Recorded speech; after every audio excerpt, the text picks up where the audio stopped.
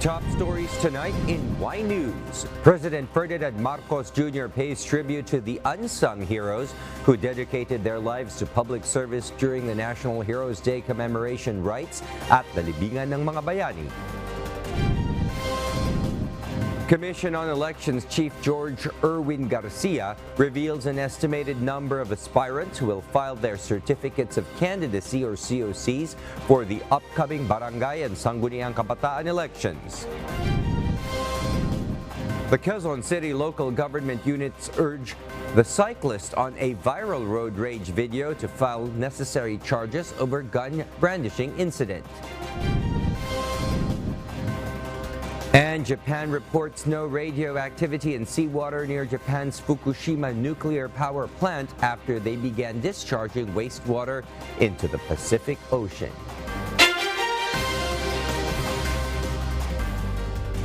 Good evening, Philippines and the world. Today is Monday, the 28th of August, 2023. Join us in the next hour as we deliver today's top stories around the Philippines and in other parts of the world. We are also seen in 1,935 satellite monitoring centers nationwide and via live streaming worldwide through the UNTV News and Rescue social media channels. I am William Teo. First in the news, President Ferdinand Marcos Jr. leads the National Heroes Day commemoration rites at the Libingan ng mga bayani in Taguig City. The president recognized the noble contribution of the late former Migrant Workers Secretary Susan Toots Ople in promoting the welfare of the overseas Filipino workers. Nel Maribuhok reports. President Ferdinand Marcos Jr. paid tribute to the unsung heroes who dedicated their lives to public service. The president recognized on National Heroes Day the heroism of ordinary workers like electric linemen, farmers, teachers, and overseas Filipino workers and urged Filipinos not to forget them. It may be the Filipino farmer who prevailed over harsh weather and economic conditions to ensure a successful harvest that he might feed his countrymen. There is also, of course, the Filipino teacher who, in spite of a meager pay, strives not only to be a good educator to our youth, but a patient and persevering servant of government and of the people in many various activities outside of their strict job description. President Marcos also urged Filipino people to collectively recall the heroic deeds of those who fought for the country's honor and dignity, from the warriors of old, revolutionary thinkers, war veterans, and the countless patriots who have helped shape the Philippines into becoming free, independent, and self-determined. Also in his speech, PBBM side late Migrant Worker Secretary Susan Toots Ople is a perfect example of a true hero. And she is a perfect example of what true heroism can be. But she tirelessly dedicated the better part of her life to promote the welfare of our modern-day heroes. She lied in state in Malacanang this Monday morning. President Marcos, together with cabinet members, paid their respects to the late Secretary Ople. Nel Maribuhok, UNTV News and Rescue. We serve the people, we give glory to God. The Commission on Elections, or COMELEC, urges aspirant candidates in the Barangay and Sangguniang Kabataan Elections, or BSKE, to file their certificates of candidacy early. Dante Amento tells us why. Commission on Elections, or COMELEC Chief George Erwin Garcia revealed an estimate of around 2 million individuals will file their certificates of candidacy or COCs for October 30, 2023 Barangay and Sangguniang Kabataan Elections, or BSKE. In today's start of the COC filing, thousands of individuals flocked in different venues. Hence, the poll body urges aspiring candidates to file their COC early because the time is limited until Saturday, September 2 only. Aaminin natin, hindi namin ina-anticipate na ganito kadami kaagad ang magpa-file ng candidacy sa unang araw. Subalit kumpleto naman yung aming mga forms, kumpleto naman yung aming mga dokumento na kailangan. At the same time, nakaset up naman at organized naman yung lahat ng ating mga tao. The election period and gun ban are also effective starting today until November 29, 2023. Bearing and transporting firearms, explosives and the like are prohibited. Checkpoints have been established nationwide. Meron talaga na maghahasik ng lagim, meron talaga na mamimili ng boto, meron talaga na hindi susunod sa mga patakaran. Kung kaya kailangan talaga namin ng PNP, ang AFP, ang Philippine Coast Guard, ang pinagsamasamang lakas ng lahat ng law enforcement authorities. Maging obedient or kung wala namang pong tinatago, bakit magre-resist po? Meanwhile, the COMELEC clarified that after filing the COC, all will be considered as candidates, and acts such as premature campaigning now sanctioned under the COMELEC rules. Campaign materials and the use of social media are also not allowed until the start of the campaign on October 19, 2023. Ito ay para sa address sa ating PNP, sa ating mga field personnel. Dapat tatanggalin ang lahat na nakapaskil, lahat na nasa mga tricycle, lahat na nasa pedicab, at bawal magdidikit, magkakabit ng kung ano-ano. Violation of these rules may be a ground for disqualification and possible complaints will be filed. Dante Amento, UNTV, News and Rescue. We serve the people. We give glory to God. The Commission on Elections, or COMELEC, said the voters in the enlisted men's barrios or EMBO barangays, which are not part of Taguig City, will remain in their voting centers for the upcoming Barangay and Sangguniang Kabataan elections, or BSKE. This is to ensure that no confusion among the voters will occur during the election day. Public information dissemination will also be spearheaded by the poll body over this.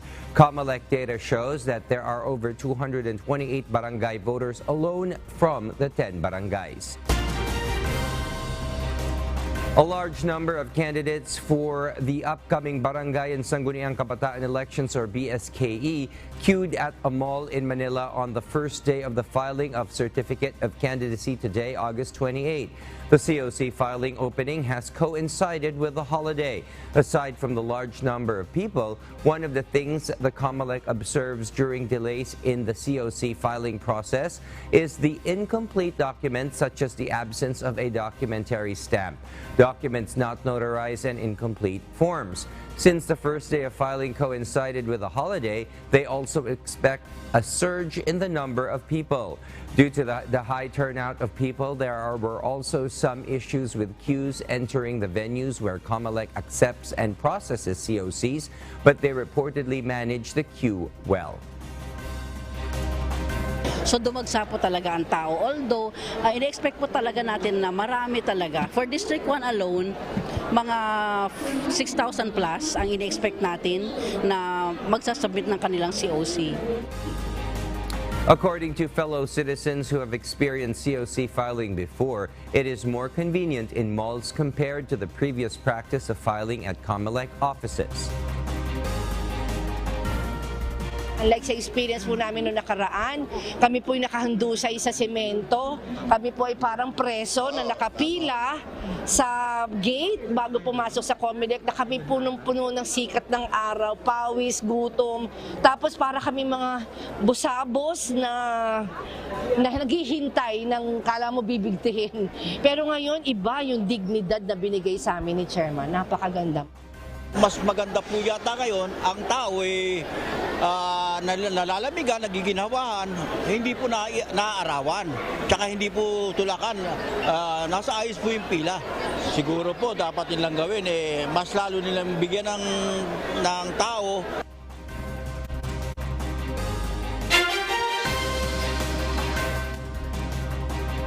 And for the news abroad, Japan's Environment Ministry reports no radioactivity in seawater near Japan's Fukushima nuclear power plant after they began discharging it into the Pacific Ocean last week. Ruth Bahe will tell us the details live. Yes, Ruth, good evening. Good evening, Marielle. Seawater near Fukushima nuclear power plant has been tested and found to be free of radioactivity, according to the Japanese Environment Ministry on Sunday, August 27. This comes after Japan began releasing treated water from the damaged reactors into the Pacific Ocean last Thursday, August 24, causing protests in Japan and neighboring countries, particularly China, who banned importing aquatic products from Japan. The treated water has been filtered to remove most of the radioactive elements except for tritium, a radioactive isotope of hydrogen that is difficult to separate from water. The ministry said that the water is diluted until the tritium levels fall below the regulatory limits, between 7 and 8 becquerels of tritium per liter from 11 location results, making it safe for release into the ocean without any negative impact on human health or the environment. Japan's Environment Minister Akihiro Nishimura stated that they plan to conduct monitoring and with transparency and reliability to avoid any adverse effect on Japan's reputation. Test results will be released every week for 3 months. Meanwhile, the Japanese Foreign Ministry reported that many offices in Japan have received complaints from China and asked the Chinese embassy in Japan to calm the public in China. Back to you, Marielle. Ruth, what is the current status of the contaminated water stored at the Fukushima nuclear power plant, and how long will it take to release all of it?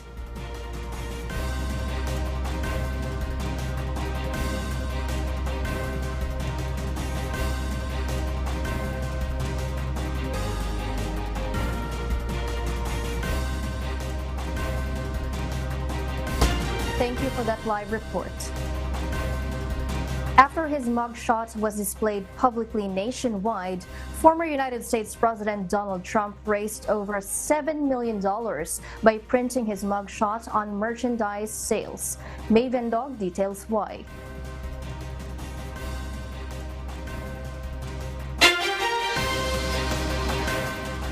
Over $7 million was generated by ex-President Donald Trump's campaign after using his historic mugshot to their advantage, printing it on merchandise to raise their funds. Stephen Chung, his campaign spokesperson, posted on X, formerly Twitter, that the campaign has been breaking fundraising records after media outlets released the mugshot. Trump is the first former president in the history of U.S. to have a mugshot taken, which was captured at the Fulton County Jail for his attempt to overturn the 2020 election. Even with the legal charges against Trump, he scores higher than his opposition's by 30-50 on approval polls, this being reflected in their highest grossing day ranking in the $4.18 million on Friday, August 25. Meanwhile, the former president is looking to be a nominee for president representing the Republican Party, but his legal battle still continues, having charges in multiple different jurisdictions. Mavian Dog, UNTV News and Rescue. We serve the people, we give glory to God.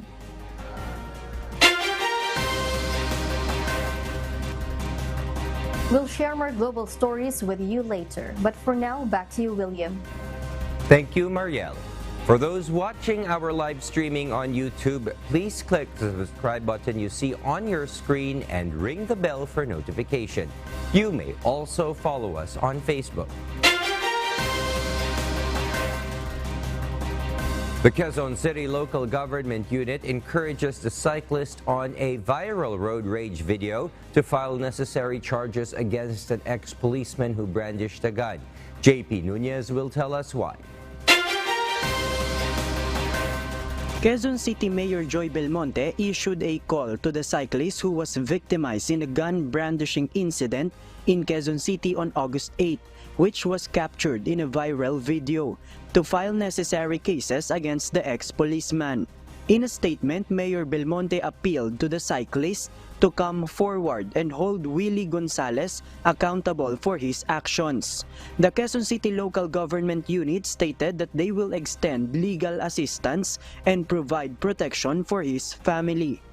Mayor Belmonte believes that ex-policeman Willie Gonzalez is a threat to their citizens. Should the cyclist decide to take action, the city is looking into filing charges of grave threat, slander by deed, violations of Republic Act 10591 regarding the absence of a license to own and possess a firearm, and absence of a permit to carry a firearm. Meanwhile, the Quezon City Police District or QCPD stated that they have not yet received any complaints against Gonzales, even from the cyclist. In a post by Attorney Raymond Fortun, he stated that the cyclist decided not to pursue any cases due to concerns about his family's safety. QCPD District Director Police Brigadier General De Torre III said that if the cyclist does not file charges, any individual can do so, as it is considered a public crime, citing Attorney Fortun as his reference. Kung ayaw na siklista, I would surmise na dahil ito ay public crime according to him, he can file the case in behalf of the cyclist. Yesterday, Gonzales stated in an interview that they had already settled the issue before the video went viral. JP Nunez, UNTV, News and Rescue. We serve the people, we give glory to God. The Philippine National Police has canceled the license to own and possess firearms as well as the firearms registration of the motorist who recently brandished and fired a gun at a cyclist. According to PNP Firearms and Explosives Office Chief Police Brigadier General Kenneth Lucas, the 3 firearms owned by the individual have also been confiscated earlier this morning, August 28. This morning, we confiscated all the firearms under the name of Mr. Gonzales, which consists of 4 firearms, 3 caliber 45 and 1 9mm pistol. Ang una po, ito po yung Rock Island, caliber 45.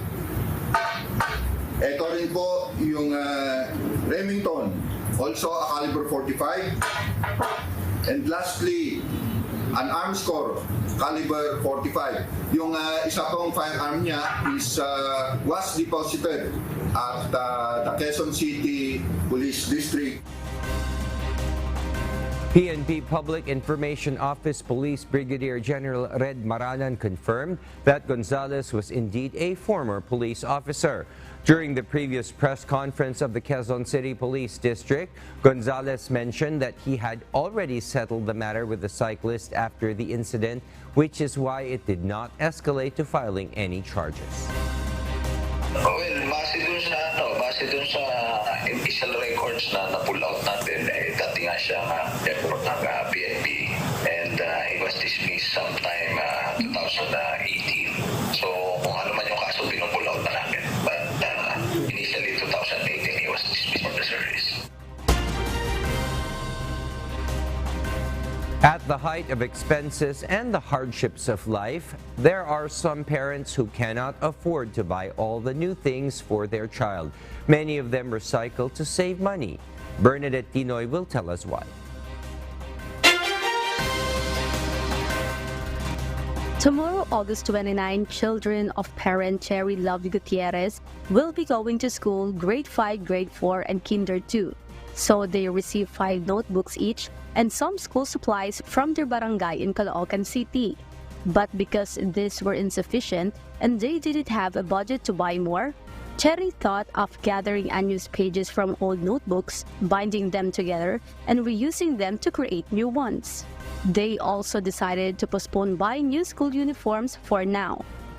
Lahat po yan, magagamit pa talaga siya. Konting ayos lang, cover lang, design lang ng konti, magagamit na nila. Kasya pa naman. Tapos yung sa kinder 2 ko, yung sa kuya niya, yung nilitan ng kuya niya, sa kanya ko na naipasa. Kaya hindi ko na kailangan bumili. This was also the strategy of parent Melissa Dunca. She only bought notebooks and ballpens in Divisoria for her children entering grade 9 and grade 4. She said she would purchase other supplies when she had extra budget. Nire-recycle ko na lang yung natira niya. Ganun na lang po gagawin namin. As the UNTV news team went around Divisoria, the prices of school supplies had risen compared to the previous week. A single notebook now costs 25 pesos, up from 20 pesos.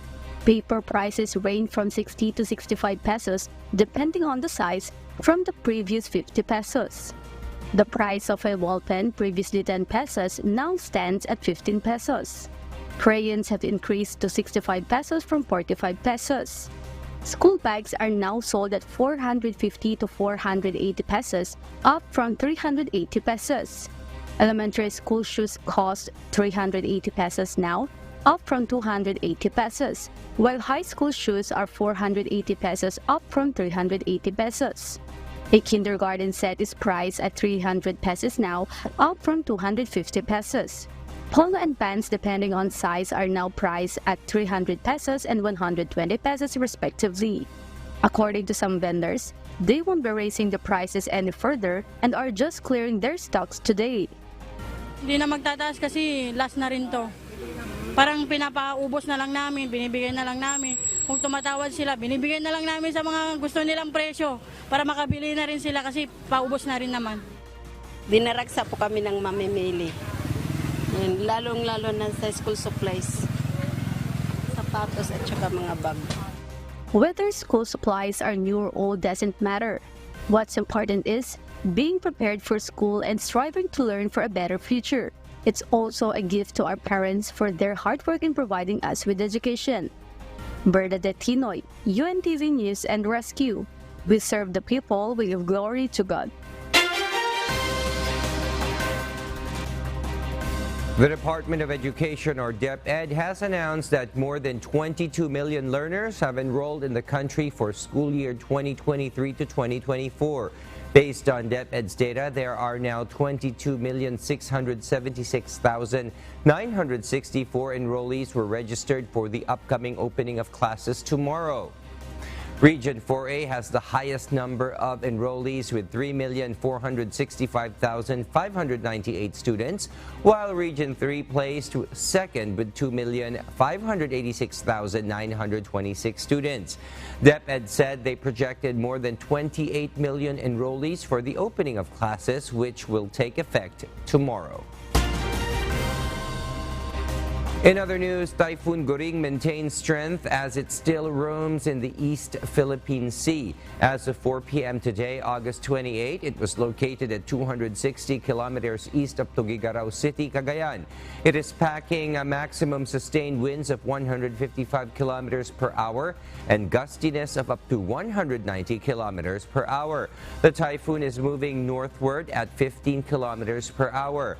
Wind signal number 1 is still raised over Batanes, northern and eastern portions of mainland Cagayan, including Babuyan Islands and the eastern portion of Isabela. Meanwhile, gusty winds and rains will be experienced in Cagayan, Isabela, and Aurora. The rest of Luzon and western Visayas will experience isolated rain showers and thunderstorms due to the effect of southwest monsoon.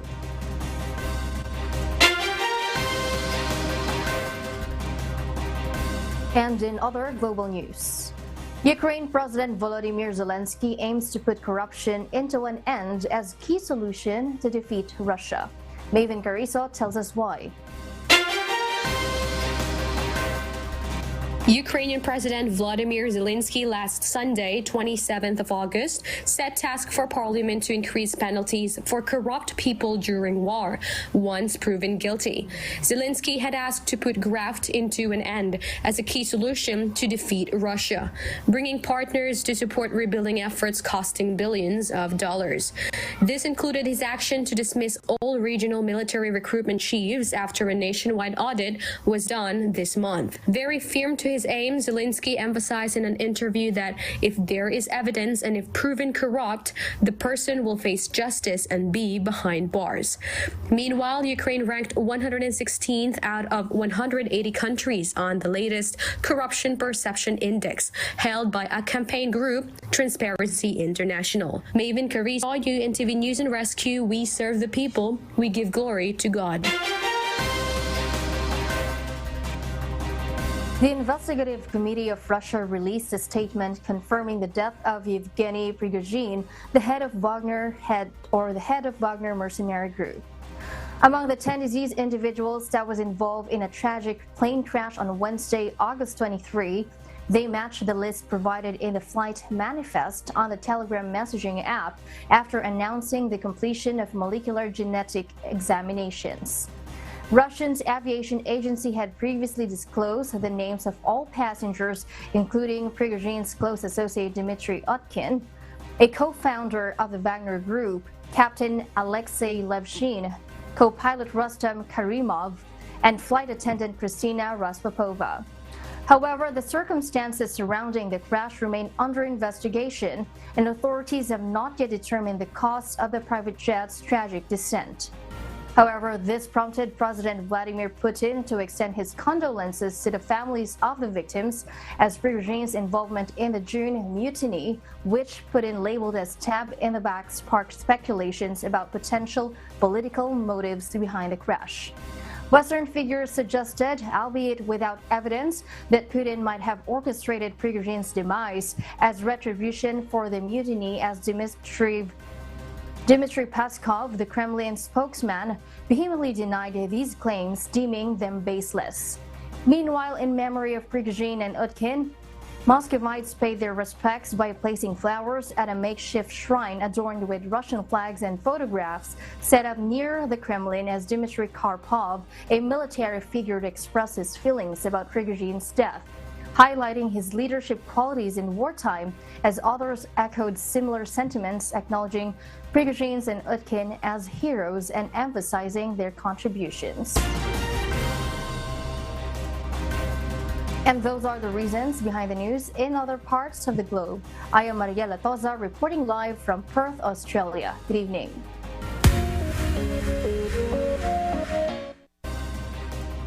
The hashtag #WishDateSolstice, used for the recently concluded Wish Date Solstice event, trends on Twitter after its digital stream on KDR Music House YouTube channel last night. Gladys Tawabi will tell us why. Wishers have been waiting to watch the short film Wish Date Solstice. This is the hardest I ever needed to endure. One that breaks my heart into pieces. I wish I could stop the clock from ticking and stay in this moment. This way I don't need to go. And we will have infinite time together. And with its digital stream last night through the YouTube channel of KDR Music House, wishers have displayed different reactions, from the lines used by characters in a heartwarming story, played by Ira Mariano, Junjun Quintana, and Enzo Pineda, plus the songs played by their favorite OPM artists. Today will be forever etched in my heart. Not to be forgotten. Basta,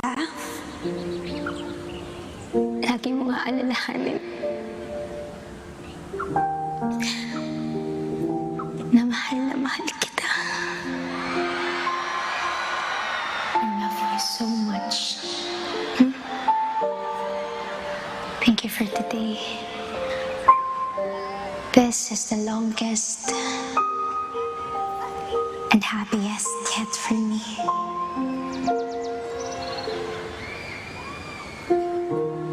Gusto ko ito maalala habang buhay. No wonder the hashtag #WishDateSolstice reached the top 7 trending topic on Twitter at exactly 8:30 in the evening. Last night, wishers had their own ways to make sure not to miss the short film. Some went all out in setting up to fully experience the cinematic feels, while some make use of their mobile devices, even at the train station, just to not miss the exciting scenes. For those who haven't watched the short film, subscribe to the YouTube channel of KDR Music House. Can love be forgotten? Annabelle, despite her illness, remembers all the love she has for Rolly and Lana. At her last breath, they were the only memory she wants to take in the afterlife. Memories may be lost, but the heart never forgets. Gladys Tawabi, UNTV News and Rescue. We serve the people, we give glory to God.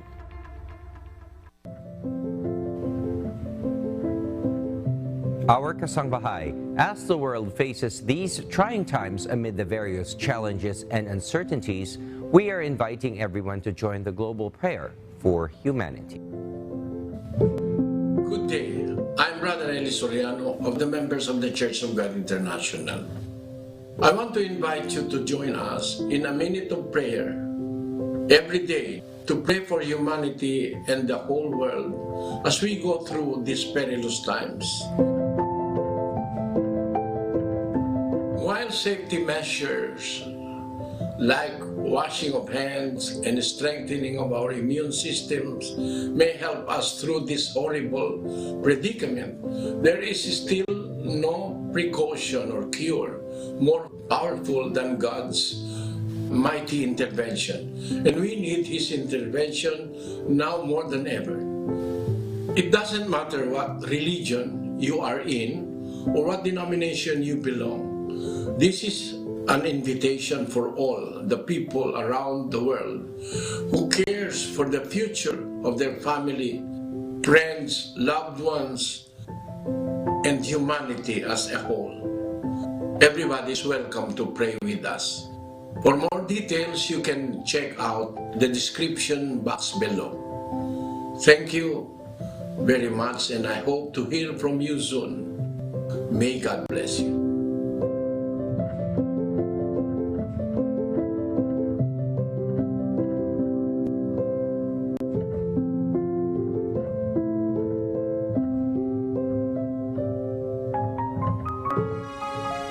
And before we close, we will leave you with the word giving glory to God from the book of 1 John chapter 2 verse 5. It says, "But whoso keepeth his word, in him verily is the love of God perfected. Hereby know we that we are in him."